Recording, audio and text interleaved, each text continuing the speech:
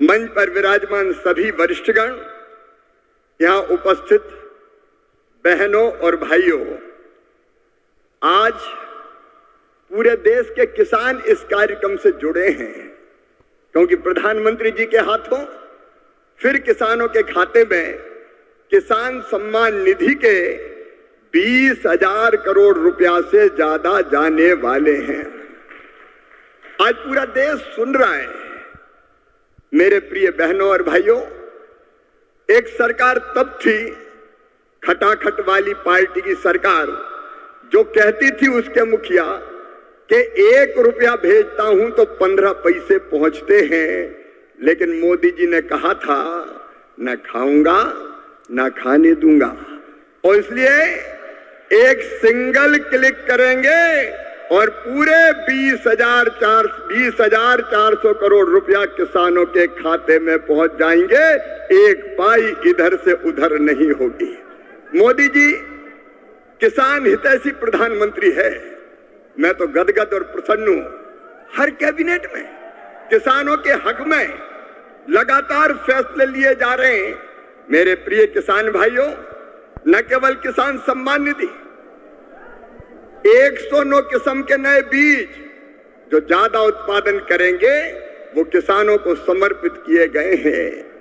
मैं सारे फैसलों में समय नहीं लगाना चाहता, लेकिन किसान हितैषी मुख्यमंत्री प्रधानमंत्री हमारे आदरणीय मोदी जी, जब सोयाबीन के दाम कम हुए तो प्रधानमंत्री जी ने किसानों के हित में फैसला लिया कि बाहर से आने वाले तेल पर 20% आयात शुल्क लगाया जाएगा, और उसी का परिणाम है कि सोयाबीन के दाम अब लगातार बढ़ रहे हैं। किसान को ठीक दाम देने वाले हमारे प्रधानमंत्री जी। प्याज निर्यात शुल्क 40% से घटा के 20% किया है प्रधानमंत्री नरेंद्र मोदी जी ने, ताकि महाराष्ट्र के प्याज उत्पादक किसानों को और बेहतर दाम मिल सके। एमएसपी पे खरीदी की बात कभी कांग्रेस करती थी, कभी खरीदी नहीं। शरद पवार जी जब कृषि मंत्री थे तब वो किसानों के खेत में नहीं, खेल के मैदान में ही दिखते थे, और कांग्रेस ने, शरद पवार जी ने एमएसपी पर 50% मुनाफा देने की सिफारिश स्वामीनाथन आयोग की लागू करने से मना कर दिया था। लेकिन किसान भाइयों और बहनों, ये प्रधानमंत्री आदरणीय नरेंद्र मोदी जी हैं जिन्होंने कहा लागत पर 50% मुनाफा देकर समर्थन मूल्य घोषित किया जाएगा, और ये कर रहे हैं। कांग्रेस तो खरीदती नहीं थी, मैं आंकड़ों में नहीं जा रहा, लेकिन सोयाबीन के दाम कम हुए और यहाँ की सरकार ने कहा कि केंद्र सरकार सोयाबीन की मिनिमम सपोर्ट प्राइस पर खरीदी करे, तो प्रधानमंत्री जी ने उसकी भी स्वीकृति दी है। किसानों के हित में सदैव चिंतन करने वाले ऐसे प्रधानमंत्री जी का आज मैं हृदय से अभिनंदन करना चाहता हूं। मैं एक फैसला और आपको केवल बताना चाहता हूं। किसानों को यूरिया की 35 किलोग्राम की बोरी, 35 किलोग्राम की बोरी तो कितनी सब्सिडी भी देते हैं प्रधानमंत्री जी? 2100 रुपया 266 रुपया में देते हैं, जबकि कीमत है 2366 रुपया। डीएपी के 50 किलोग्राम के पैक पर सरकार सब्सिडी देती है प्रधानमंत्री जी 1083 रुपया, तब 1350 रुपया में आपको बोरी मिलती है।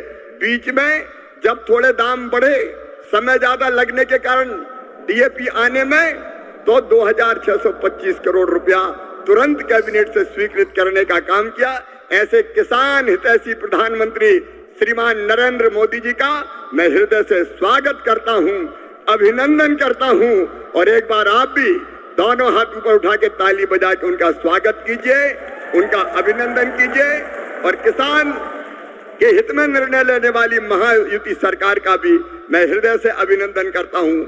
मेरे साथ बोलिए भारत माता की। तो किसान साथियों, आप लोग शिवराज सिंह चौहान जी के भाषण सुन रहे हैं। और दोस्तों, शिवराज सिंह चौहान जी ने जब से कृषि मंत्री बने हैं तब से दोस्तों लगातार किसान हैं, गरीब परिवार हैं, महिला हैं, इन सभी के हितों पर ही दोस्तों काम कर रहे हैं। भाई दोस्तों लगातार किसानों के हित पर ही दोस्तों काम कर रहे हैं। किसानों को सशक्त बनाने के लिए दोस्तों किसानों के लिए बहुत सारी योजना भी चलाई जा रही है। जैसे दोस्तों किसानों को सिंचाई जैसे व्यवस्था करा रहे हैं, सोलर पंप देने का काम कर रहे हैं, डीजल पंप दिए जा रहे हैं, साथ में किसानों के खेत तक पानी पहुंचाने के लिए दोस्तों पाइपलाइन भी बिछवा रहे हैं, खाद बीज भी पर्याप्त मात्रा में उपलब्ध करा रहे हैं और दोस्तों सब्सिडी देने का भी काम कर रहे हैं। किसानों के खेत तक बिजली पहुंचाने के लिए दोस्तों अब ट्रांसफार्मर पर भी दोस्तों सब्सिडी देने का काम कर रहे हैं।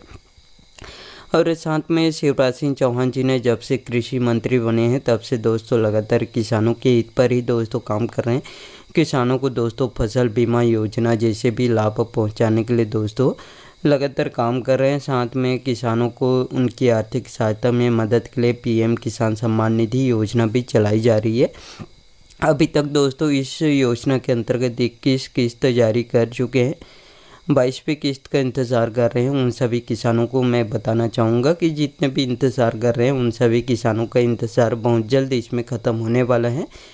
और दोस्तों पीएम किसान सम्मान निधि योजना में दोस्तों बड़ा बदलाव भी हो चुका है। अब दोस्तों किसानों को KYC कराना होगा, साथ में भूमि का सत्यापन भी कराना होगा और फार्मर रजिस्ट्रेशन भी कराना होगा।